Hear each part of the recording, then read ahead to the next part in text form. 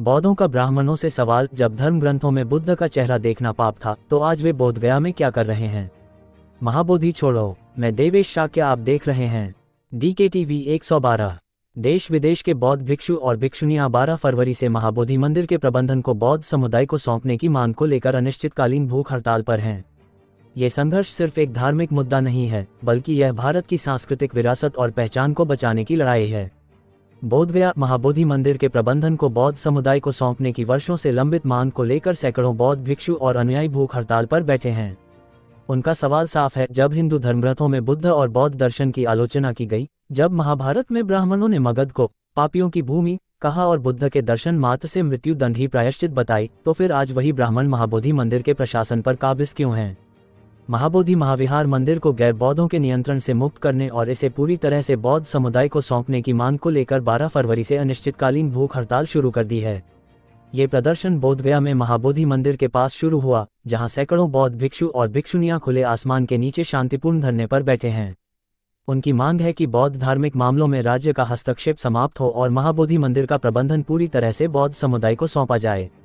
आंदोलन स्थल में देश भर से अनुयायी पहुंच रहे हैं। त्रिपुरा, लद्दाख, उत्तर प्रदेश, महाराष्ट्र आदि से लोग यहां पहुंचकर इस महा आंदोलन में अपनी भागीदारी और समर्थन जाहिर कर रहे हैं।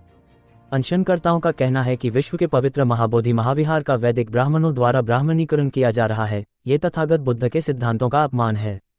20 फरवरी को प्रदर्शन के 9वें दिन प्रदर्शनकारियों ने ब्राह्मणवादी तत्वों और राज्य प्रशासन द्वारा लगातार हो रहे उत्पीड़न की शिकायत की।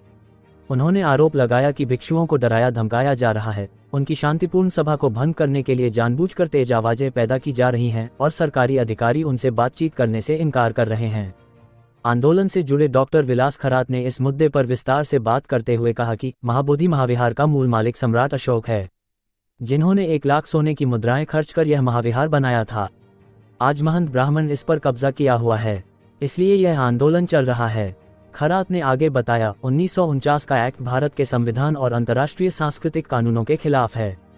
ये शुद्ध बौद्ध स्थल है, लेकिन Bodhgaya temple management committee BTMC पर धर्मयोगियों का कब्जा है। यहाँ BTMC के ब्राह्मण सदस्य मुख्य मंदिर में घंटी बजाते हैं और धूप जलाते हैं। यहाँ बुद्ध की मूर्तियों को पांडवों से जोड़कर प्रस्तुत किया जाता है। खरात ने आगे कहा कि पुष्यमित्र शुंग एक ब्राह्मण था, जिसने बौद्ध भिक्षुओं और भिक्षुनियों के सिर काटकर लाने वालों को 100 मुद्राएं देने की घोषणा की थी। शशांक नामक ब्राह्मण ने बोधि वृक्ष को उखाड़ फेंका था। ये सब देश की पहचान मिटाने का काम है। हम जो अनशन पर बैठे हैं, यह कोई मामूली लड़ाई नहीं है, ये देश की पहचान और गौरव बचाने की लड़ाई है।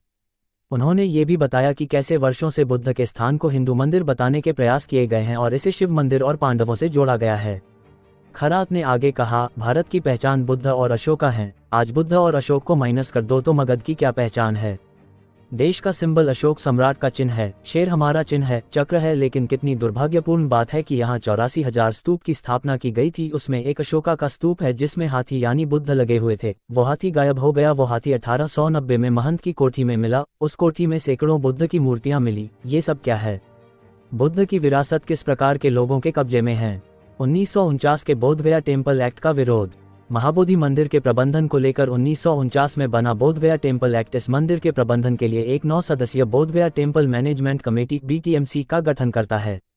हालांकि इन 9 सदस्यों में से केवल 4 बौद्ध हैं, जबकि 5 सदस्य, जिनमें अध्यक्ष, जिला मजिस्ट्रेट भी शामिल है, हिंदू हैं। प्रदर्शनकारियों का कहना है कि यह अन्यायपूर्ण व्यवस्था बौद्धों को उनके सबसे पवित्र स्थल, जहां गौतम बुद्ध ने ज्ञान प्राप्त किया था, के प्रबंधन का अधिकार देने से इनकार करती है। इस न्यूज़ को शेयर करें और कमेंट करें। हमारे चैनल को सब्सक्राइब नहीं किया तो सब्सक्राइब करें। तब तक के लिए जय हिंद।